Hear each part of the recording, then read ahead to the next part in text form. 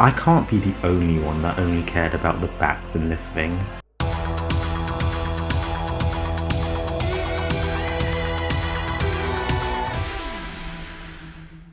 So, welcome back. It seems like this week was taken by Doctor Who, but the weekend belongs to DC. What do I think of DC Fandome 2021? Well, I'm not gonna lie, I was kinda disappointed, considering that DC Fandome 2020 was really limited due to COVID.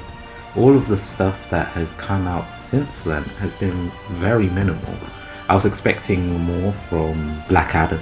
I was expecting a lot more from The Flash, which has been in production for like, I don't know, since the day I was born, it feels like. The majority of the DC properties that were on show, I didn't particularly care much about. I haven't watched much of the Arrowverse since Arrow ended, and the only time that I do watch it is to laugh at how bad The Flash has gotten, and to occasionally indulge in Superman and Lois, which is actually a genuinely decent. However, the rest of the Arrowverse I had to take no mind for, and the majority of the animated stuff I'm not very interested in unless it's the animated universe.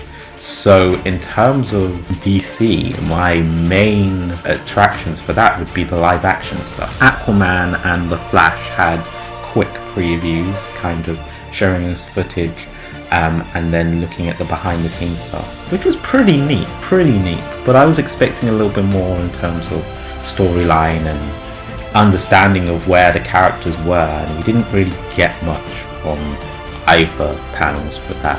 I also don't like the way that they planned the DC Fandome this year. It felt more rushed than the 2020 version of it.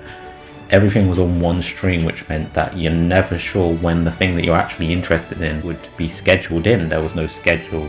There are no separate streams for particular projects, for instance, live action films or animation or TV. So you just didn't know when the thing that you were actually interested in was on.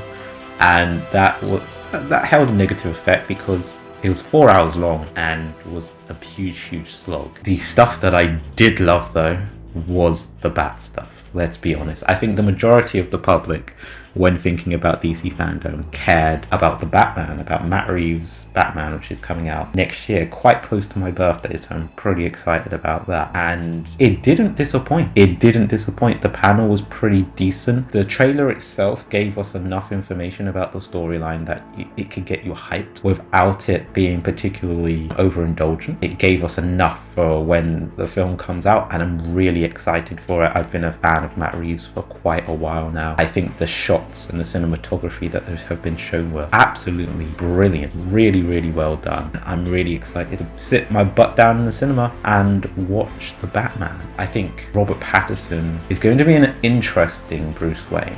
I was very much excited about the idea of him saying that this Batman doesn't really have a differentiation between Bruce Wayne and himself as Batman, and that kind of shows through the trailer. You can see his anger, you can see his rage, both as Batman but also as Bruce. There isn't that persona that he puts on, that playboy persona. That's not there. You don't really see that in the shots that you see of him as Bruce Wayne. I like the idea of taking Batman into a new direction, doing something the unfamiliar ground, which is both difficult and also not difficult.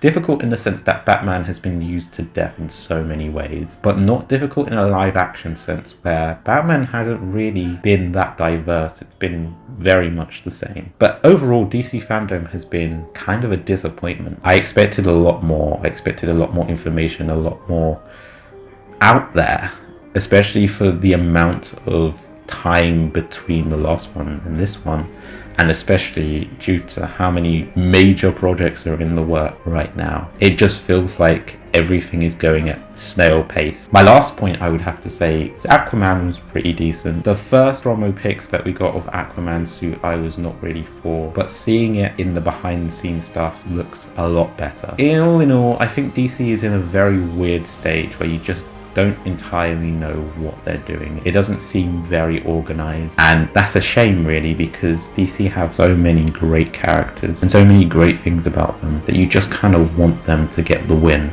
to get that huge win. I guess the last win they had was the Joker in terms of quality, but I just hope that there's another one that hits it out of the park. And for me, the only one that I can see doing that is Batman, and I think Batman stole the show of this DC Fandome. What do you guys think? What are your thoughts on DC Fandome? Are you excited? Show me your thoughts in the comments below, and I will see you guys later.